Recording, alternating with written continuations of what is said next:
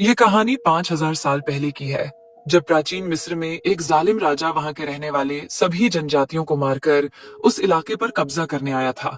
और उसका सबसे बड़ा हथियार एक खूबसूरत और खतरनाक जादूगरनी थी। लेकिन उस राजा के मुकाबले में खड़ा होता है एक ऐसा योद्धा जो उन्हीं मजलूम जनजातियों में से एक था। पर क्या वह उस खूबसूरत जादूगरनी का सामना कर पाएगा? कहानी की शुरुआत में हमें एक कबीले को दिखाया जाता है जो जीत का जश्न मना रहा होता है। कहीं 100 साल पहले, जिस दौर में इजिप्ट के लोग कबीलों में रहते थे और उस समय इजिप्ट में पिरामिड का नामो निशान नहीं था। लेकिन उसी दौर में वहां पर एक खतरनाक कबीला आया जिसका सरदार था मेमन। और उसने वहां के सारे कबीलों पर हमला करके अपना कब्जा जमा लिया। दरअसल मेमन की इन सारी जीतों की वजह थी उसकी जादूगरनी कसांड्रा, जो अपनी शक्तियों से भविष्य में होने वाली जीत या हार के बारे में पहले ही उसे बता देती थी। और मेमन उसी के अनुसार अपना प्लान बनाता था। अब बस कुछ ही आजाद कबीले बचे थे जो अब छुप छुप कर रहते थे। उन बचे हुए कबीलों के सरदार भी अब मेमन से युद्ध नहीं करना चाहते थे। और इसकी सबसे बड़ी वजह थी मेमन की जादूगरनी कसांड्रा, क्योंकि वो अच्छे से जानते थे कि जादूगरनी कसांड्रा के होते हुए वो कभी भी मेमन से जीत नहीं पाएंगे। लेकिन उनमें से एक कबीले का सरदार, जिसका नाम फिरून था, वो अभी भी मेमन से लड़ना चाहता था। इसलिए वो एक कबीले के 3 जाबाज योद्धाओं को बुलाता है जो बहुत ही खतरनाक होते हैं। उनमें से सबसे बेहतरीन योद्धा का नाम मथायुस होता है। असल में उनके पूरे कबीले को मेमन ने खत्म कर दिया था और यह आखिरी बचे हुए लोग थे। अब फिरौन उन्हें मेमन की जादूगरनी कसांड्रा को मारने के लिए कहता है और इसके बदले वो अपने खजाने के आखिरी कुछ बेशकीमती पत्थर उन्हें देता है। तो वह तीनों भी जादूगरनी कसांड्रा को मारने के लिए तैयार हो जाते हैं। लेकिन फिरौन का बेटा अपने पिता के इस फैसले से बिल्कुल भी खुश नहीं है। इसके बाद मथायुस और उसके साथी मेमन की ओर बढ़ने लगते हैं। अब वो तीनों वहां पहुंच जाते हैं जहां मेमन और जादूगरनी कसांड्रा रुके होते हैं। और वहां पहुंचकर वो जादूगरनी कसांड्रा को ढूंढने लगते हैं। लेकिन इससे पहले कि वो कसांड्रा को ढूंढ पाते, तभी अचानक मेमन के सिपाही उन पर तीर से हमला कर देते हैं, जिससे मथायुस तो बच जाता है, लेकिन उसके दोनों साथी को तीर लग जाते हैं, जिससे एक साथी तो वहीं मारा जाता है और दूसरा, जो कि मथायुस का भाई होता है, वो जख्मी हो जाता है, जिसे मेमन के सिपाही पकड़कर बंदी बना लेते हैं। दूसरी तरफ मथायुस किसी तरह जादूगरनी कसांड्रा तक पहुंच जाता है और उसे मारने ही वाला होता है। लेकिन तभी कसांड्रा उसे कहती है कि तुम्हारे साथ धोखा हुआ है। और तभी वहां मेमन के सिपाही आ जाते हैं, तो मथायुस उनके साथ लड़ने लगता है। और तभी अचानक से मेमन के सिपाही उसे पकड़ लेते हैं और मेमन के पास लेकर जाते हैं। यहाँ पर सरदार फिरौन का बेटा भी आ जाता है। उसने अपने पिता को मारकर मेमन से दोस्ती कर ली थी। तभी मेमन के सिपाही मथायुस के भाई को वहां लाते हैं, जो अभी भी जिंदा होता है। अब मेमन मथायुस के भाई को उसके आंखों सामने ही मार देता है और अब वो मथायुस को भी मारने ही वाला होता है कि तभी कसांड्रा उसे रोक लेती है और मथायुस को न मारने के लिए कहती है। वो कहती है कि अगर तुमने या तुम्हारे किसी भी आदमी ने मथायुस को मारा तो तुम्हारा विनाश हो जाएगा और जो कुछ तुमने जीता है वो सभी चीजें तुमसे चली जाएंगी, क्योंकि जादूगरनी कसांड्रा ने अपनी शक्तियों से देखा है कि मथायुस उस भगवान के बनाए हुए इंसानों में से एक अच्छा इंसान है। इसलिए मेमन उसकी बात मान लेता है और वो मथायुस को ना मारकर उसे सजा देने के लिए उसे और एक चोर को जमीन में कंधे तक दफना देता है। उसके सिपाही वहां पर उनको मारने के लिए कुछ जहरीली चींटियों के घर में धुआं छोड़ देते हैं, जिससे वहां पर वो जहरीली चींटियां आ जाती हैं, जो कि इतने खतरनाक होती हैं कि एक इंसान को कुछ ही मिनटों में कंकाल बना सकती है। लेकिन इससे पहले मथायुस के साथ जो चोर मिट्टी के नीचे था, वो किसी तरह खुद को मिट्टी से आजाद करा लेता है और साथ ही वो मथायुस को भी मिट्टी से निकालने में मदद करता है, जिससे मथायुस की जान बच जाती है। अब मथायुस मेमन और उसकी जादूगरनी कसांड्रा को मारकर अपने भाई और साथी की मौत का बदला लेने के लिए उसके राज्य की ओर जाने लगता है। वहीं दूसरी तरफ हम मेमन को देखते हैं, जो कसांड्रा से कहता है कि वह बाकी बचे हुए कबीलों पर हमला करके उन पर अपना कब्जा जमाना चाहता है। लेकिन कसांड्रा उसे मना करती है और कहती है कि लड़ाई और खून खराबे से कभी किसी का फायदा नहीं हुआ है। जिस पर मेमन कहता है कि मैं सारी दुनिया पर राज करना चाहता हूँ और सारी दुनिया जीत जाने के बाद मैं तुमसे शादी करूंगा। जिस पर जादूगरनी कसांड्रा कहती है कि अगर मैंने तुमसे रिश्ता बनाया तो मेरी सारी शक्तियां हमेशा के लिए खत्म हो जाएंगी। तो मेमन कहता है कि जब मैं पूरी दुनिया को जीत लूंगा तो इसके बाद हमें तुम्हारी शक्तियों की जरूरत नहीं पड़ेगी। वहीं दूसरी तरफ मथायुस और वो चोर अब मेनन के राज्य में पहुंच जाते हैं, जहां पर एक बच्चा मथायुस से वो बैग चुरा लेता है जिसमें वो बेशकीमती पत्थर थे। लेकिन आखिरकार मथायुस उस बच्चे को पकड़ लेता है। दरअसल यह बच्चा यहीं का होता है, तो उसे यहाँ की हर एक जगह के बारे में सब कुछ पता होता है। इसलिए वो उस बच्चे को मेमन के महल में ले जाने के लिए कहता है, जिसके बदले वो उसे एक कीमती पत्थर देगा। तो वो बच्चा भी मान जाता है और मथायुस को महल के अंदर ले आता है, जहाँ पर उन्हें एक बूढ़ा आदमी मिलता है जो वहाँ पर बारूद बना रहा होता है। असल में यह बूढ़ा आदमी एक वैज्ञानिक है जो मेमन के लिए नए नए हथियारों का आविष्कार करता है। लेकिन यह बूढ़ा आदमी भी मेमन को पसंद नहीं करता, क्योंकि मेमन उसके साथ अच्छा सलूक नहीं करता। लेकिन मेमन चाहता है कि वो यह बारूद बनाए जिसे वह जंग में इस्तेमाल करेगा। तो मथायुस उस बूढ़े आदमी पर तलवार रखकर उससे पूछता है कि मेमन इस वक्त कहाँ मिलेगा। तो वो बूढ़ा आदमी बताता है कि मेमन इस वक्त तलवारबाजी का अभ्यास कर रहा होगा। तो वह बच्चा मथायुस को उस जगह लेकर जाता है जहाँ मेमन अभ्यास कर रहा था। इसके बाद मथाई उस ऊपर चढ़ने से पहले उस बच्चे को एक कीमती पत्थर दे देता है उसकी मदद करने के लिए। इसके बाद मथायुस उस ऊपर चढ़ जाता है और मेमन को मारने के लिए जैसे ही वो उस पर निशाना लगाता है तो वो देखता है कि मेमन के सिपाही उस बच्चे को उसका दिया हुआ कीमती पत्थर के साथ पकड़कर मेमन के पास ले आए हैं, क्योंकि उन्हें लग रहा था कि इसने इस पत्थर को चुराया है। तो मेमन अपने सिपाही को उस बच्चे का हाथ काटने का ऑर्डर देता है, क्योंकि इजिप्ट में चोरी की यही सजा है। इसलिए मथायुस ना चाहते हुए भी अपना निशाना उस बच्चे को बचाने के लिए उसके सिपाही पर लगाता है, जिससे मेमन के सिपाही मथायुस को देख लेते हैं और उस पर तीर चलाने लगते हैं। लेकिन मथायुस वहां से भाग जाता है और फिर वह भागते भागते एक कमरे में चला जाता है जहां पर जादूगरनी कैसेंड्रा नहा रही होती है। तो मथायुस जादूगरनी को किडनैप करके अपने साथ मेमन के महल से बाहर ले आता है, क्योंकि मथायुस जानता था कि मेमन उसे बचाने के लिए महल से बाहर जरूर आएगा। जब मेमन अपनी जादूगरनी को बचाने के लिए आएगा तो वह उसे मार देगा। उसे मारने के बाद उसकी जादूगरनी को भी मार देगा। इसके बाद मथायुस उस जादूगरनी को लेकर मौत की घाटी की तरफ चल पड़ता है। अब रात हो जाती है तो वो तीनों आराम करने के लिए एक जगह सो जाते हैं और तभी जादूगरनी वहां से भागने की कोशिश करती है, पर मथायुस उसे देख लेता है, जिससे वह उसे पकड़कर पूछता है, क्या तुम भागकर मेमन के पास जाना चाहती हो? तो जादूगरनी कहती है कि नहीं, मैं उसके पास कभी नहीं जाऊंगी, क्योंकि उसने मुझे बचपन से बंदी बनाकर रखा है। तो अब मथायुस उससे पूछता है कि आखिर उस रात तुमने मेरी हेल्प क्यों की थी? जिस पर जादूगरनी उसे कहती है कि मैंने अपनी भविष्यवाणी में देख लिया था कि तुम मुझे मेमन के महल से आजाद करा लोगे। यह सुनकर मथायुस उस जादूगरनी को कहता है, तुम अगर यहाँ से जाना चाहो तो जा सकती हो, लेकिन बाहर की दुनिया मुझसे भी ज्यादा खतरनाक है। इसलिए जादूगरनी निर्णय करती है कि अब वह मथायुस के साथ ही रुकेगी। फिर अगले दिन वह तीनों अपने सफर में आगे बढ़ने लगते हैं, पर तभी मथायुस देखता है कि मेमन ने अपने कुछ सिपाहियों को भेजा है उन्हें मारने के लिए। यह देखकर मथायुस अकेले ही उनसे लड़ने के लिए चल पड़ता है। दरअसल मथायुस को मालूम होता है कि रेगिस्तान में बहुत ही जल्द तूफान आने वाला है, इसलिए वह अपनी आंखों में एक पट्टी बांध लेता है ताकि रेतीले तूफान से अपनी आंखों को बचा सके। और जैसे ही मथायुस उन सिपाहियों के करीब पहुंचता है तभी उसके पीछे से एक बहुत बड़ा रेतीला तूफान आ जाता है, जिससे मेमन के सिपाहियों को कुछ भी नहीं दिखता। और इसका फायदा उठाकर मथायुस एक एक करके मेमन के सभी सिपाहियों को मारने लगता है। लेकिन तभी मेमन के कमांडर को एक गुफा नजर आती है, तो वह जल्दी से अपने बचे हुए सिपाहियों को लेकर उस गुफा के अंदर चला जाता है।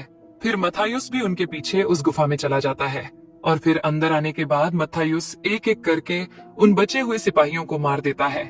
यह सब देखकर मेमन का कमांडर डर के मारे अपना जान बचाकर उस गुफा से बाहर निकल आता है, तो मथायुस भी उसके पीछे बाहर आकर उसे मार देता है। लेकिन वो मरने से पहले एक तीर मथायुस को मार देता है। दरअसल यह तीर मेमन ने उसे दिया होता है, जिसमें स्कॉर्पियन का पॉइजन लगा हुआ था, जिससे मथायुस की पूरी बॉडी में पॉइजन फैल जाता है और वो वहीं पर बेहोश हो जाता है। अब रात को वह मरने की कगार पर होता है, पर जादूगरनी कैसेंड्रा अपनी जादू से उस जहर को उसके शरीर से बाहर निकाल देती है और इस तरह मथायुस की जान बच जाती है। अगले सुबह जब मथायुस उठता है तो उसे मेमन के सिपाही के पास एक पक्षी मिलता है, तो वह उस पक्षी के जरिए मेमन को संदेश भेजता है कि उसके सारे सिपाही मारे गए हैं। मगर मेमन सबसे झूठ बोलता है कि मथायुस मर गया है, ताकि जंग से पहले उसके सिपाहियों का हौसला न टूटे। पर उसके सिपाही उससे बार बार कैसेंड्रा के बारे में पूछने लगते हैं, जिस पर मेमन उनसे झूठ बोलता है कि कैसेंड्रा महल में ही है और उसकी तबीयत ठीक नहीं है, क्योंकि वो नहीं चाहता है कि कैसेंड्रा की वजह से उसके सिपाहियों का हौसला जो हमेशा से बुलंद रहा है वो टूट ना जाए। वहीं दूसरी तरफ मथायुस, कैसेंड्रा और वो चोर तीनों रेगिस्तान में पानी की तलाश में इधर उधर भटक रहे होते हैं। तभी वहां पर एक ब्लास्ट होता है और वो देखते हैं कि यह वही बूढ़ा आदमी होता है जो महल में मेमन के लिए बारूद बना रहा था और अब वह बारूद बनाने में कामयाब हो गया है। असल में वह बूढ़ा आदमी भी महल से भागकर यहाँ पर आ गया है, क्योंकि मेमन को पता चल गया था कि उसने मथायुस की महल में मदद की थी और अब वह कसांड्रा को वहां देखकर बहुत ज्यादा खुश होता है।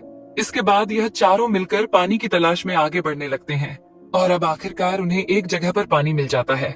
मगर तभी अचानक से वहां पर बहुत सारे सिपाही आ जाते हैं और वह उन सभी को बंदी बनाकर एक कबीले में लेकर जाते हैं, जहां बहुत सारे लोग मेमन से छुपकर यहाँ रह रहे होते हैं।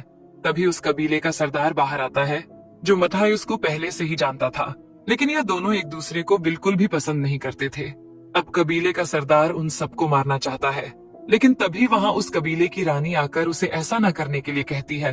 पर कबीले का सरदार नहीं मानता और अपने सिपाहियों से कहता है कि जादूगरनी कसांड्रा को मेरे पास लेकर आओ।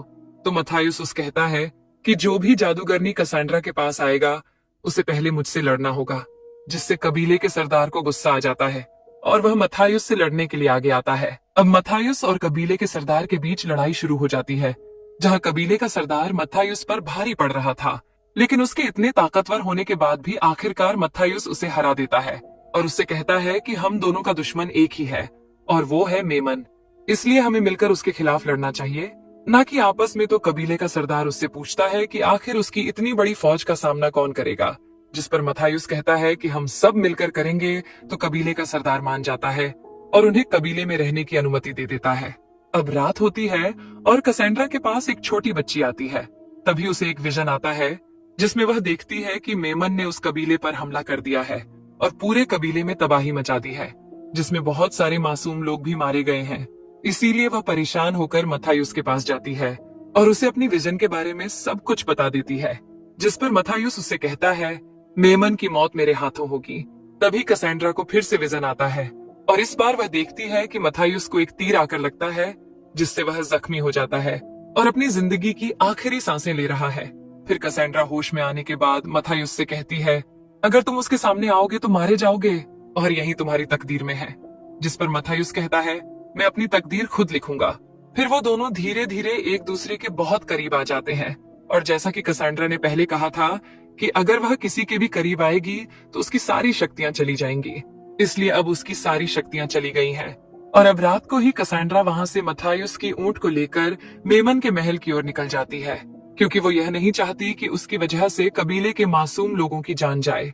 अब अगली सुबह जब मथायुस को यह मालूम होता है कि जादूगरनी कसांड्रा वापस महल चली गई है, तो वह उसे बचाने के लिए अकेला ही महल की तरफ जाने लगता है, क्योंकि वह यह नहीं चाहता कि कसांड्रा फिर से मेमन की कैदी बन जाए। मगर कबीले का सरदार उसे अकेले जाने नहीं देता और कहता है, हम भी तुम्हारे साथ जाएंगे। वहीं दूसरी तरफ हम मेमन की महल में देखते हैं, जहां सब लोग आनंद कर रहे हैं और वहीं मेमन के सिपाही बार बार उससे जादूगरनी कसांड्रा के बारे में पूछ रहे होते हैं, क्योंकि अगले दिन उन्हें युद्ध में जाना है। पर मेमन के पास इसका कोई जवाब नहीं होता और वह उनसे फिर से झूठ बोल देता है कि वह बीमार है। इतने में ही वहां पर कसांड्रा आ जाती है और मेमन से कहती है कि कल जंग में आप जीत जाओगे। आपके दुश्मन कल खुद यहाँ पर आएंगे, जिन्हें आप आसानी से हरा दोगे। लेकिन मेमन को अब कसांड्रा पर शक हो जाता है, क्योंकि उसे लगता है कसांड्रा ने अपनी शक्तियां खो दी हैं। इसलिए वह उसे अपने कमरे में जाने के लिए कहता है और उस सिपाही को भी मार देता है, जो जादूगरनी कसांड्रा के बारे में बार बार पूछ रहा था। फिर वह अपने खास सिपाही से कहता है, तुम महल की पहरेदारी करो। वहीं दूसरी तरफ मथायुस और उस कबीले के लोग भी महल के अंदर आ जाते हैं, जहां वो बूढ़ा आदमी जिसने बारूद बनाया होता है, वो उस चोर के साथ मिलकर बारूद को महल के सामने बिछाना शुरू कर देता है। इसके बाद हम मेमन को देखते हैं, जो जादूगरनी कसांड्रा की शक्तियों का इम्तिहान लेने के लिए वहां पर 6 पोट मंगवाता है, जिनमें से 4 पोट के अंदर जहरीले सांप होते हैं और 2 पॉट खाली होते हैं, और वो उसे इनमें से खाली पॉट के अंदर हाथ डालने के लिए कहता है। लेकिन जादूगरनी कसांड्रा उस पॉट के अंदर हाथ डालती है जिसमें सांप होता है, और वो उस पॉट से सांप को निकालती है और कहती है कि तुम्हारा वक्त आ चुका है। पर इससे पहले कि मेमन कसांड्रा को मार पाता, तभी वहां मथायुस आ जाता है और अब मेमन और मथायुस एक दूसरे के आमने सामने होते हैं और दोनों में लड़ाई शुरू हो जाती है। वहीं दूसरी तरफ हम देखते हैं जहां कबीले का सरदार मेमन के सिपाही को मार रहा होता है। तभी वहां पर सरदार फिरौन का बेटा भी आ जाता है, जिसने कहानी की शुरुआत में अपने ही पिता को मारकर मेमन से हाथ मिला लिया था, और इसकी वजह से मथायुस का भाई भी मारा गया था और अब कबीले का सरदार उसे मार देता है। दूसरी तरफ जब मथायुस और मेमन की लड़ाई चल रही थी, तभी मेमन धोखे से मथायुस की आंखों में चिंगारियां फेंक देता है। तभी वहां पर मेमन का एक सिपाही आ जाता है, जो मथायुस पर तीर मारने ही वाला होता है, लेकिन इससे पहले जादूगरनी कसांड्रा उसकी तरफ भागती है ताकि वह मत्थायुस को बचा सके। लेकिन जब मत्थायुस यह देखता है तो वह कसांड्रा को पकड़कर घूम जाता है, जिससे वह तीर आकर उसकी पीठ पर लग जाती है। और यह वही सीन होता है जिसे कसेंड्रा ने अपने विजन में देखा था।